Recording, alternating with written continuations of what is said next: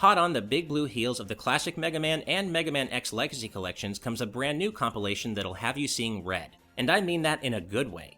Originally revealed at the end of August 2019, shortly after being leaked via a listing on the PlayStation Store in Hong Kong, Mega Man Zero and ZX Legacy Collection's mere existence still comes as a bit of a surprise. While the Mega Man brand is once again alive and well these days, the two series represented in this compilation are significantly less ubiquitous than Classic and X, having been confined to the Game Boy Advance and Nintendo DS, and in the Zero series' case, the Wii U's Virtual Console service, for the entirety of their existence. And that's precisely what makes this collection in particular so exciting. Because the games in it have only ever been available on a pair of handhelds and a single failed console, they've more or less flown under the radar for players who stick to mainstream platforms, until now. So let's zero in on exactly what you're getting in Mega Man Zero and ZX Legacy Collection. There are 6 games featured here, including all 4 games in the Zero series, as well as the formerly DS-exclusive Mega Man ZX and its sequel, Mega Man ZX Advent. And while the games themselves are obviously the main attraction, they're flanked by a hefty amount of well-curated bonus content and even an original gameplay mode in Z-Chaser, both of which we'll get to a bit later. Now, let's get one thing out of the way up front. There isn't a bad game in this collection. While they're not all created equal and some are better than others, all 6 titles in this compilation range from good to excellent, and all of them are easy to recommend for fans of Mega Man and the 2D action platformer genre in general. Mega Man Zero 3 and 4 rank as the best games in the collection, and also stand proudly as 2 of the best Mega Man games ever in general, with top-class level designs and boss fights as well as super fun weapons in the Recoil Rod and Zero Knuckle, which change up the Zero series' formula in interesting ways. The first Zero game, by contrast, shows its age the most, with odd design choices leading to an awkwardly interconnected world that reuses a small pool of areas for multiple missions. Zero 1 also places an emphasis on grinding to unlock Zero's full range of abilities, making for a game that's still fun to play but feels a little uneven throughout. Zero 2, meanwhile, rests somewhere in the middle, with a streamlined game structure that falls more in line with the traditional Mega Man formula alongside somewhat refined gameplay and level design, resulting in a clear improvement over the first game. I mentioned earlier that Mega Man Zero 4 is one of the best games in the collection, and that's not just because it's a blast to play. The final Zero game also deserves praise for bringing the series' story to a surprisingly definitive conclusion, which is something many games struggle to do in a sequel-obsessed industry. In fact, the Zero series in general should be commended for being immensely rewarding for Mega Man lore nerds, telling a remarkably dark, emotionally resonant story across all 4 games that ties back into the X and even Classic series in meaningful ways. That brings us then to Mega Man ZX and its sequel ZX Advent, which saw Zero and ZX series developer Curated switching things up by jumping forward a couple of hundred years in the timeline and introducing myriad new concepts while remaining faithful to the base gameplay established in the Zero series.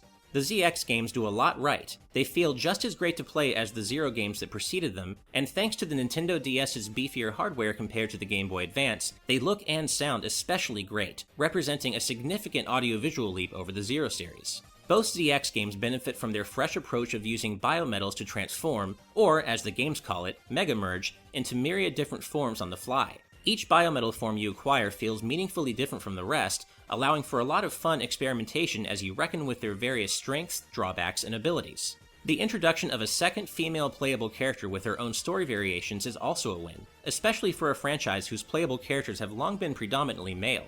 What isn't a win, unfortunately, are the large Metroidvania-esque interconnected worlds ZX and ZX Advent take place in.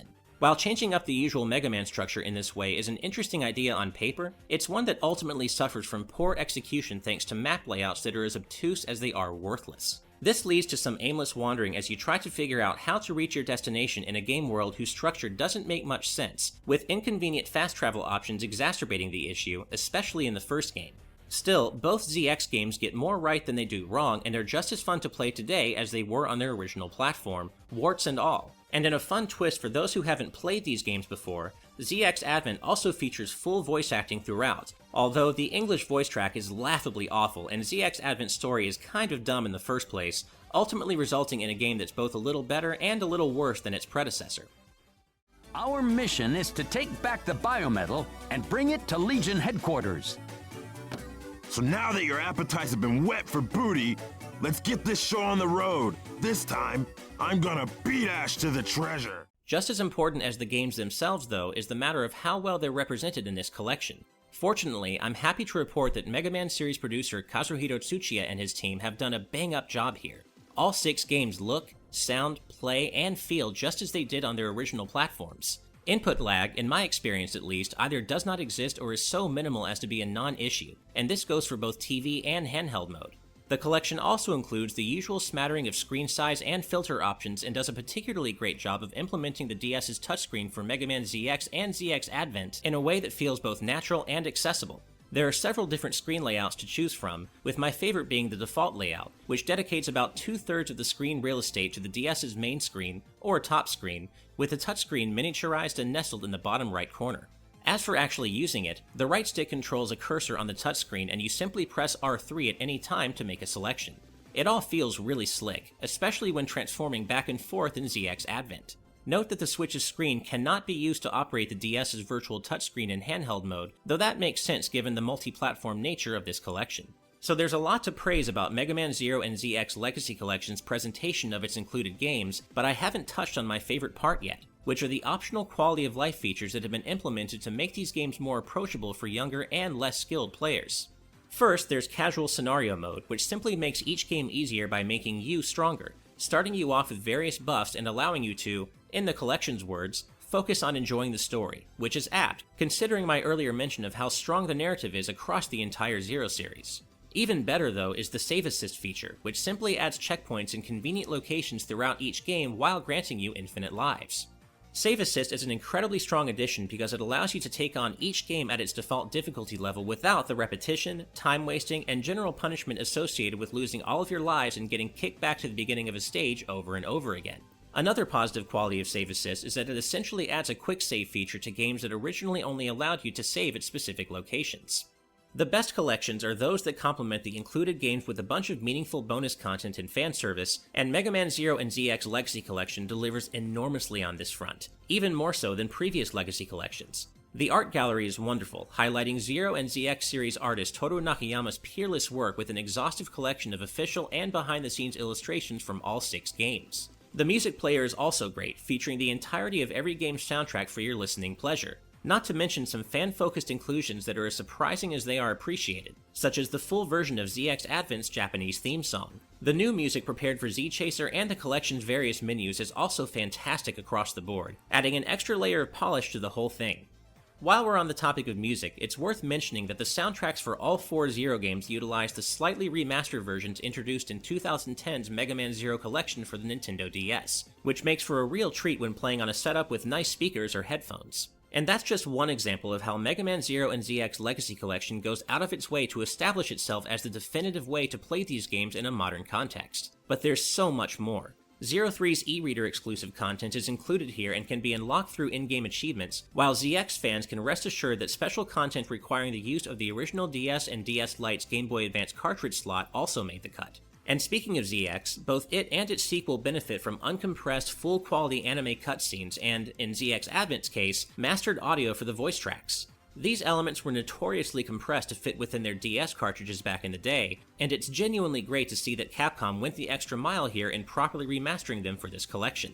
Meanwhile, the inclusion of every game's Japanese version means you can optionally play all 4 Zero games with the blood spurts that spray out from defeated enemies, which were censored out of the Western releases, restored to their former glory. This also allows you to play ZX Advent with its far superior Japanese voice track, though there's no way to play the Japanese versions with English text, which is unfortunate but understandable.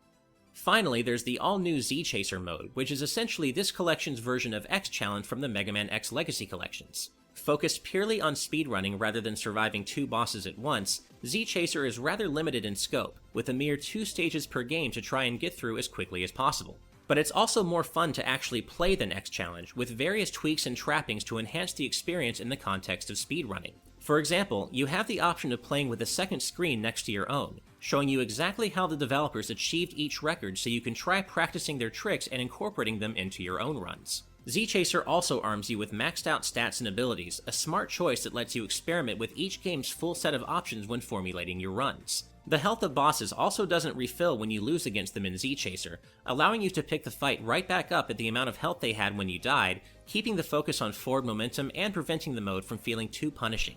Online leaderboard functionality is also included for each stage in Z-Chaser, and just like the included developer runs, you can also watch other players' runs via the leaderboards to see how the top-ranked players achieved their times. It's just a better and more thoughtfully prepared overall package than X Challenge was, even if you can see everything it has to offer far more quickly. Now, if you're wondering why I haven't had much of anything negative to say about this collection so far, the answer is because, well, there just isn't much to complain about. That's not to say it's perfect, though. Far and away, the most significant flaw here is the fact that, like the Mega Man X Legacy collections before it, functions can't be mapped to the ZL and ZR buttons, forcing players to use regular L and R for the shoulder buttons regardless of the controller being used. It's strange that this oversight was made again, and it would be nice to see this functionality patched in at a later date. In addition, the first two Zero games in particular have always suffered from an extremely poor localization, and given how Capcom went the extra mile to really make this a fan-focused collection in other ways I've mentioned, it feels like some effort could have been made to clean up some of the more egregious localization problems in these games. It's not something I necessarily expected out of this collection, and it's a relatively minor problem all things considered, but it would have been nice. Loading each game and switching between them also feels like it takes ever so slightly too long, and there are some very slight graphical irregularities that occur at the top of the screen during an early boss fight in the first Zero game. Or should I say, the graphics go ever so slightly maverick during that fight. Sorry, Mega Man joke. On the whole, Mega Man Zero and ZX Legacy Collection more than successfully establishes itself as the definitive way to experience 6 underplayed Mega Man games that range from good to excellent in quality. I love it. Each game in the collection has been faithfully ported from its original platform with no perceptible input lag, at least in my experience, and quality of life additions like the Save Assist feature make these notoriously challenging games more approachable than ever before for players of all skill levels. Meanwhile, the bonus content flanking the games themselves is the best of any Legacy collection yet, making Mega Man Zero and ZX Legacy Collection the most complete, fan-focused Mega Man compilation yet for modern platforms. Hey, thanks so much for watching. As always, if you enjoyed this video, please hit that like button, subscribe to our channel, and ring the bell to get notified when we upload new content. In the meantime, keep it on GameXplain for more on Mega Man, the Nintendo Switch, and all things gaming. Until next time, rock on!